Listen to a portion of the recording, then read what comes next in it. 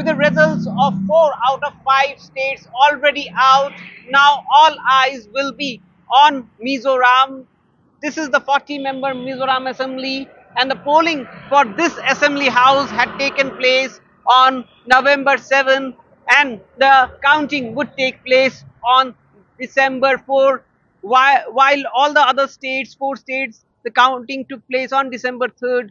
But in Mizoram, the Election Commission has postponed it to December 4 because of repeated requests by civil society groups as well as political parties and the church, because Mizoram is a Christian majority state, and therefore they wanted that the counting should not take place on a Sunday, which is the day of worship, the day of church service for the people. However, now all eyes will be on who forms the next government in Mizoram during the electioneering as well as in the run up to the polls. We did see that there has been a strong contest between two regional parties, the ruling Mizo National Front and the new political force in Mizoram, the Zoram People's Movement.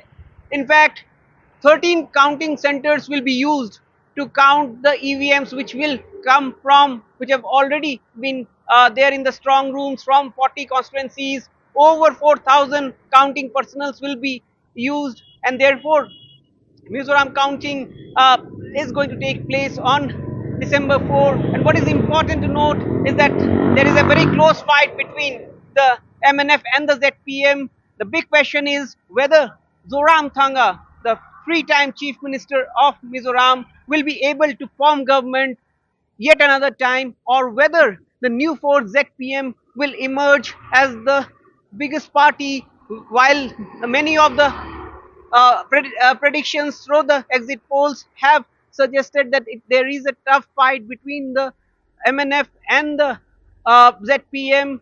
If there is a chance of hung assembly in Mizoram, then the national parties like the Congress, which once used to be a strong force in Mizoram, and the BJP, which has contested this time 23 seats out of the total 40, would turn into a sort of kingmaker, while the BJP would like to be part of the government and increase its tally from 1. In the last election, they opened their account. The Congress would like to gain political ground. And amid all this, in Mizoram, the focus would be on two veterans. In one side, you have Zoram Thanga. In another side, an IPS officer turned politician, Lal Duama, the chief ministerial face of ZPM. Lal Duama, remember, was the first member of parliament to be disqualified under anti-defection law. But it seems this time his party, in the election, in the run-up to the election,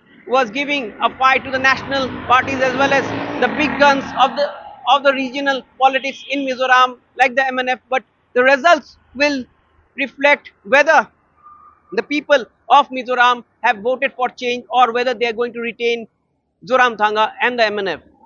In Aizawl, with camera person Sanjay Chakravarti, Ratndeep Chaudhary for NDTV.